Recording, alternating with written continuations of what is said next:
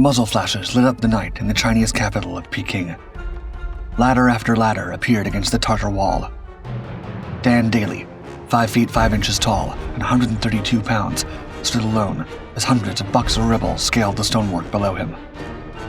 They were coming for the dozens of diplomats and civilians seeking shelter in the American legation behind him. His bolt-action rifle crackled in the darkness without rest.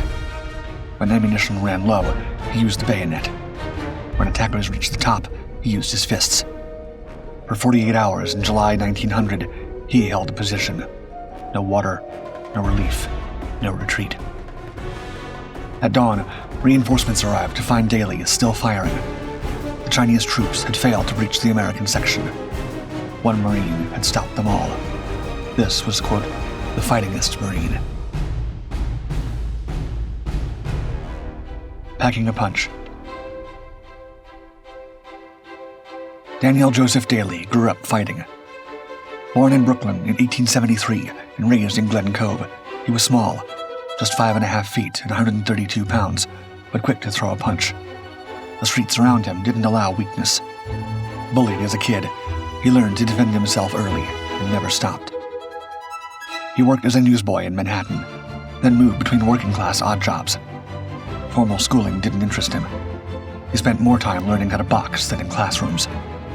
By his early 20s, he was fighting in semi-pro matches, relying on speed, timing, and endurance. He trained hard to compensate for his size. When Daly joined the Marine Corps in 1899 at age 25, he was older than most recruits. He wanted in before the Spanish-American War ended, but by the time he completed training, the conflict was already over. Still, he stayed in and was posted to the Asiatic Fleet. Daly would later say in 1919, quote, "I can't see how a single man could spend his time to better advantage than in the Marines." Even in garrison or at sea, Daly kept training. He built power through repetition, shadowboxing, rope drills, sparring. Other Marines noticed. He could take a hit and keep moving. He didn't talk much, didn't show off, but anyone who sparred with him remembered it. Alone against the wall. By the summer of 1900, northern China had become a battlefield. The Boxer Rebellion, an anti-foreign uprising backed by the Qing court, was tearing through the countryside, burning missions, and targeting anyone associated with Western powers. In Peking, several hundred civilians and roughly 400 foreign soldiers from 8 nations found themselves besieged in the legation quarter. Among the 50 Americans was Private Dan Daly. He had no prior combat experience. He was just another name on the roster, until the day he was ordered to hold the wall alone. Daly and Captain Newt Hall were posted to a stretch of the Tartar Wall just south of the American legation. This section was dangerously exposed. The Boxers had massed artillery less than 1,000 yards away, and Chinese troops were probing the defenses. The day the shelling began, Daly's response was cold and methodical. Using his Lee Navy Model 1895 rifle, he fired into the enemy gun crews with precise, deliberate shots. Each time a gunner fell, another took his place. Each time, Daly dropped the next one. After sustained fire, the Chinese withdrew their artillery, unable to keep the guns manned under that withering precision. Then the infantry assault started. Hundreds of Boxer fighters rushed forward across an open field, armed with mismatched weapons, old muskets, spears, swords, and sometimes just fists. They charged the base of the wall in waves, climbing ladders or trying to scale the rubble. Daly and Hall held them off until Hall was forced to pull back and coordinate with reinforcements. He left Daly alone on the wall, guarding the sector with the widest field of fire and no direct support. Raising the flag. Daly remained there for nearly 2 days. He worked every angle. He fired as fast as he could load, shifted position constantly to avoid enemy snipers, and struck down any Boxer who reached the top. Ammunition was passed to him by runners when it could be, but more than once he was left to fight with the rifle's bayonet and butt. At least one report stated he used captured Chinese weapons to drive attackers back when his own was empty. When the 14th U.S. Infantry arrived to support the sector, they found Daly still in position. Below the wall, the field was silent. Boxers lay lifeless around the base, ladders smashed or cast aside. The Americans raised the U.S. flag over the wall, the first foreign flag to fly over Chinese imperial ground. The number of enemy casualties credited to Daly became a point of both awe and controversy. Hall estimated the count went up to 200. Marine Corps legends repeated the figure for decades. No official body count was conducted, and most contemporary reports from inside the legation made no mention of a one-man stand of that scale. Still, it's widely acknowledged that Daly held the position alone under direct assault and inflicted heavy losses. In a war defined by brutal hand-to-hand fighting and near constant skirmishing, Daly's 48-hour defense on the Tartar Wall stood out. For his actions in Peking, Daly received his first Medal of Honor. From insubordination to leadership. After China, Daly was deployed aboard USS Newark to the Philippines in 1901. The Philippine-American War was winding down, but pockets of resistance remained. There, Daly joined in scattered jungle patrols and garrison work around various American naval bases. That same year, he got into trouble twice. He was court-martialed for drunkenness on post, then sent to the brig for 3 weeks. Less than a month later, another 3 weeks for verbally abusing the sergeant of the guard. But Daly wasn't a man easily written off. He remained with the Corps and was transferred to ships operating in the Caribbean. Over the next few years, he rotated through Panama, Puerto Rico, and Cuba, keeping discipline in unstable ports and learning how to read a street before it turned dangerous. At Portsmouth Naval Prison, he served as a guard, an intimidating one, despite his small stature. Daly furthered his reputation there. He was a tough boxer, quick with his hands, and willing to take punishment. Word spread through the ranks about the small Marine who could drop men twice his size. He trained constantly, drilling footwork and conditioning, turning what others saw as a weakness, his size, into an advantage. In 1906, he was promoted to corporal. 3 years later, to sergeant. By then, Daly had already shown that he wasn't built like other Marines. He was faster, meaner in the ring, and didn't back down, on duty or off. In March 1911, Sergeant Dan Daly found himself stationed at the United States Naval Station in San Juan, Puerto Rico. One day, as Daly was overseeing the area, a fire broke out on the merchant schooner Springfield. The blaze, fueled by gasoline, spread quickly from the forecastle, threatening to engulf the entire vessel. Straight away, Daly organized a team of 9 Marines and sailors and led them into action. They fought the flames with everything they had, dragging hoses and improvising with anything they could find to contain the fire. Daly was badly burned in the process, spending several weeks in the hospital recovering. For his courage and quick thinking, the Secretary of the Navy and the Commandant of the Marine Corps commended the sergeant. The Sniper's Nest. In April 1914, just a few years later, he found himself embroiled in the chaos of the Battle of Veracruz. American forces intervened in the Mexican Revolution in spring. A German vessel approached Veracruz harbor, carrying 200 machine guns and 15 million rounds for government forces. President Wilson ordered 1,200 Marines and sailors to secure the customs house and block the delivery. Daly landed in Veracruz on April 21st under withering fire. The city's buildings had been converted into fortified positions.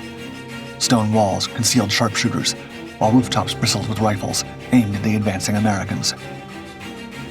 Outnumbered but undeterred, Daly and the Marines pushed forward through narrow streets that funneled them directly into prepared fields of fire. The day after landing, Daly's platoon found itself pinned down in a narrow arroyo, taking fire from a sniper positioned on a rooftop. But Daly, known for his fearlessness in the face of danger, refused to let his men stay trapped. He crawled out of the ditch, using the terrain to shield himself from the enemy's view. Moving stealthily, he approached the building where the sniper was hiding. He slipped inside from the rear and, without flinching, engaged the enemy. Daly neutralized the sniper's entire 7-man garrison, 5 of them with his rifle and 2 with his bayonet. The rest of his platoon advanced, pushing through the streets of Veracruz, but it was Daly's bold action that turned the tide. By the end of the day, the Americans had captured the city, seizing the customs house and preventing the German arms shipment from reaching the reactionary forces entrenched inland. The horse, the gun, the river, and the dive. By October 1915, Haiti was deep in chaos. The Cacos, armed revolutionaries opposed to the US-backed military regime, controlled vast stretches of the countryside. American interests were under threat, and President Wilson had already landed Marines to stabilize the region. Among them was Gunnery Sergeant Dan Daly, then attached to the 15th Company, 2nd Marine Regiment. Intel came in. U.S. Marines had been captured by Cacos, hidden in a fortified camp. Daly, without hesitation, mapped the layout. Under the cover of darkness, he led a small, silent team to the camp's perimeter. They dug beneath the wall, the earth shifting with every scrape with a shovel. Once inside, they moved like shadows, neutralizing sentries with quick, precise strikes. In a matter of minutes, the Marines were freed, and Daly led them back. But what happened outside Fort Depeche would define him all over again. On the night of October 24th, Daly rode with a mounted patrol of about 40 Marines, part of a 3-squad detachment under Major Smedley Butler. Their mission was to scout deep into hostile territory and pressure the Cacos near the rebel-held fort. They reached a narrow river, hemmed in by thick jungle and steep ravine walls. As they began to cross, gunfire erupted from 3 sides. Roughly 400 Cacos, concealed in the brush above the riverbed, opened fire with Mausers and old label rifles. The Marines were pinned midstream. Bullets cracked through the trees. One round struck the horse, carrying their Colt Browning M1895 machine gun. The Marines had lost their only sustained firepower, vital in the open jungle. It meant no base of fire, no cover, and no margin for error. Daly rallied the squads to higher ground, trading fire while they formed a tight perimeter. The firefight dragged on as night fell. The Marines were outnumbered 10-1. Their only advantage, discipline and training, was being slowly chipped away, and their most valuable weapon lay at the bottom of a river. At some point during the night, Daly decided to go back. The Fightingest Marine. He didn't ask permission. He didn't take volunteers. He slipped away from the lines, moved downhill through brush under constant fire, and dove into the black water. Somewhere beneath him was 200 pounds of steel, ammunition, and hope. He swam blind, hands searching through muck and current. Somehow he found it, cut the straps, and wrestled the machine gun loose. Then he hauled it back across the river, up the slope, and through the trees, carrying it a full mile to their position. Major Butler admitted he had given the Browning up as lost. By the time Butler saw the machine gun again, Daly already had it set up. Butler would later write in his official report that Daly's calm and precision were unmatched, qualities he himself wouldn't have had the guts to show in such a moment. With the sun rising and ammo ready, Daly took command of one of the squads. Along with Lieutenant Osterman and Captain Upshur, he helped plan a counterattack. The 3 men each led a flanking squad into the jungle, 3 separate directions intended to catch the Cacos off guard. It worked. As the Marines opened fire from multiple angles, the Cacos broke. Dozens of rebels were neutralized in the brush. The survivors fled toward Fort Depeche. Marines pursued fast, driving the remnants into the stronghold, and breaching it shortly after. By mid-morning, the fort was captured. Captain Upshur later wrote that from October 15th to November 30th, Daly showed, quote, exceptional coolness and leadership of the men under fire. 3 weeks later, at Fort Riviere, Daly fought again. It was the last organized Cocker resistance. There, too, he led from the front. Major Butler's report noted that Daly was, quote, the most conspicuous figure among the enlisted personnel. Daly is a real red-blooded Marine, and it was an object lesson to have served with him. The Secretary of the Navy himself praised him, and both Daly and Butler were awarded their second Medals of Honor. By the time the campaign ended, Daly had become something more than a decorated Marine. To Butler, he was, quote, the fightingest Marine I ever knew. To live forever. The sun was just beginning to rise on June 6, 1918, as First Sergeant Dan Daly and his Marines moved into position at the edge of Belleau Wood, near the Marne River in France. German artillery opened first, pounding the wheat fields near Chateau Thierry. Shells struck every few seconds, throwing soil and shrapnel high into the air. Into that barrage, the 73rd Machine Gun Company moved up to hold a gap in the Allied line. The company numbered fewer than 200 men. Backing them was the full 6th Regiment, around 3,000 strong. On the other side, the Germans had committed elements of at least 2 divisions, over 20,000 troops, entrenched with layered machine gun belts and concentrated artillery. The Marines were outnumbered nearly 7-1. The only thing between the Germans and Paris was this small, determined group of Marines, and central among the troops was Daly. As the day wore on, the bombardment from the German forces intensified. Round after round landed on the American lines, impossible to count. The men were pinned down, forced into cover. Daly moved between positions, crouching low to avoid enemy fire. He checked on each man, ensuring they had ammunition and were holding their ground, his presence a stalwart reassurance to the Marines around him. By nightfall, the Marines were stuck. They couldn't advance, couldn't fight back in the open without being cut down. The Germans were in control. But Daly wasn't going to let that last. Whether famously or mythically, he roared across the field, quote, "Come on, you sons of bitches. Do you want to live forever?" With that battle cry, he surged forward, and his men followed. No man left behind. The enemy fire was heavy. 7.92mm machine gun rounds tearing up the earth around them. But Daly didn't stop. He charged straight for the machine gun positions, his Colt 45 raised in one hand, the other reaching for a grenade. The first grenade exploded, taking out the enemy MG-08. Daly kept moving, throwing another grenade as he closed the distance. His pistol barked, the sharp reports ringing out as he cut down anyone who tried to stop him. The machine gun crew was wiped out, but Daly didn't stop. He forced 13 German soldiers to surrender at gunpoint, taking them prisoner. His men moved in behind him, pushing through the gap he'd opened. The Germans fought back, but they were on the defensive now.